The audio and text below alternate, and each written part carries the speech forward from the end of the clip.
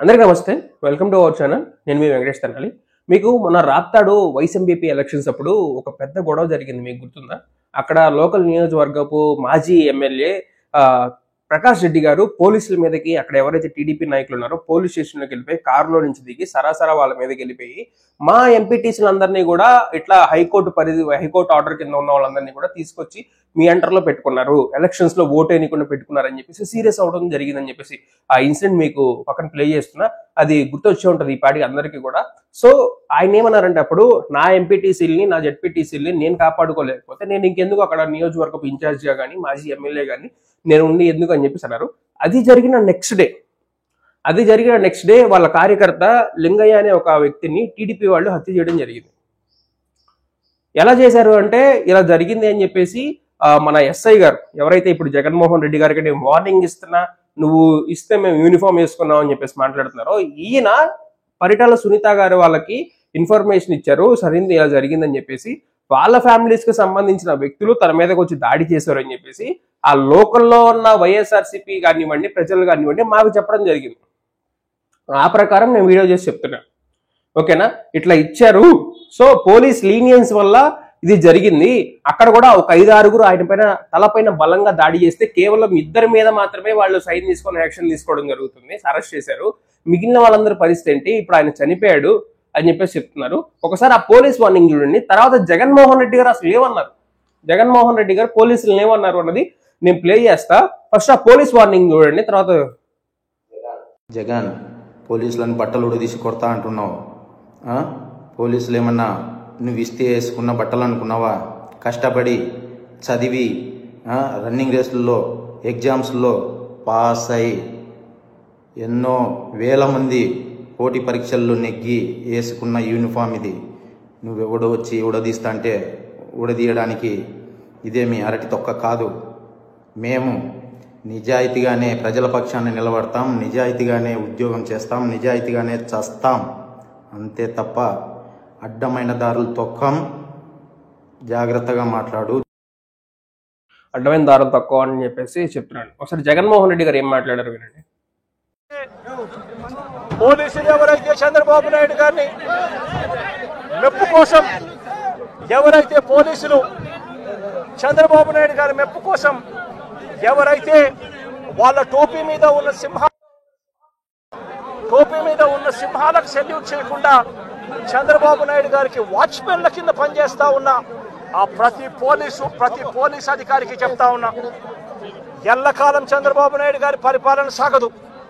చంద్రబాబు నాయుడు గారి పరిపాలన త్వరలోనే వస్తుంది.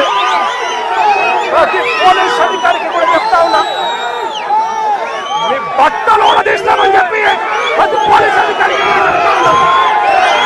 మీ యూనిఫామ్ తీస్తాం, చట్టం మిమ్మల్ని నిలబెడతాం, దోషులుగా మిమ్మల్ని నిలబెట్టి మీ యూనిఫామ్ తీయించి మీకు ఉద్యోగాలు లేకుండా చేస్తామని కూడా ఈ సందర్భంగా ఇప్పటికైనా చెప్తా ఉన్నా, ప్రతి పోలీస్ అధికారిలో కూడా మార్పు తెచ్చుకోండి. ఎల్లకాలం ఇదే పరిపాలన సాగదు. మీరు చేసిన ప్రతి పనికి కూడా వడ్డీతో సహా లెక్కేసి మిమ్మల్ని దోషులుగా నిలబెట్టి మీతో కక్కిచ్చే కార్యక్రమం ఖచ్చితంగా చేస్తామని చెప్పి కూడా ఈ సందర్భంగా ప్రతి పోలీస్ అధికారికి కూడా చెప్తా ఉన్నాం.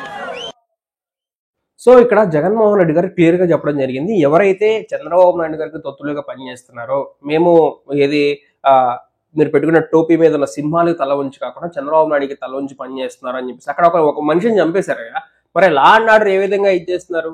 నిన్న హెలికాప్టర్ అద్దాలు పగిలిపోయి పోలీసులు ఏ విధంగా ఆయనకి సెక్యూరిటీ కల్పించారు మాజీ ముఖ్యమంత్రికి?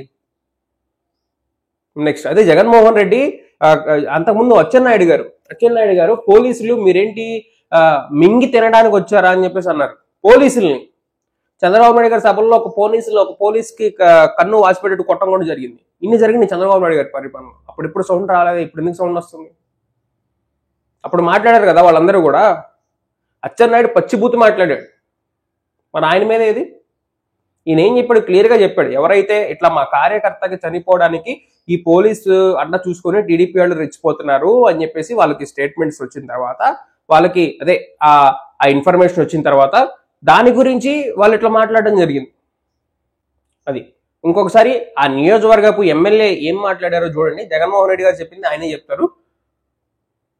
మరి నిన్న జగన్ గారు మాట్లాడింది, ఆయన మాట్లాడిందల్లా పోలీసులు ఎవరైతే చంద్రబాబు మెప్పు కోసం పనిచేస్తా ఉన్నారో, 3 సింహాలను పక్కన పెట్టి కాకి చొక్కాకున్న గౌరవాన్ని కూడా తగ్గించే విధంగా పనిచేస్తా ఉన్నారో, ఎవరైతే దుర్మార్గంగా ఈ హత్యలకు దాడులకు కారకులవుతున్నారో ఆ పోలీసుల యొక్క యూనిఫాము ఉండదు అని చెప్పడం ఆయన చెప్పింది నిన్న సందేశం. అటువంటి పోలీసులకు నిజంగానే మా ప్రభుత్వం వచ్చిన తర్వాత ఈ కేసుల పునర్విచారణ జరుగుతుంది. వారిపైన ఇవాల్టి నుంచే ఛార్జ్ షీట్ వేయడం మొదలవుతుంది.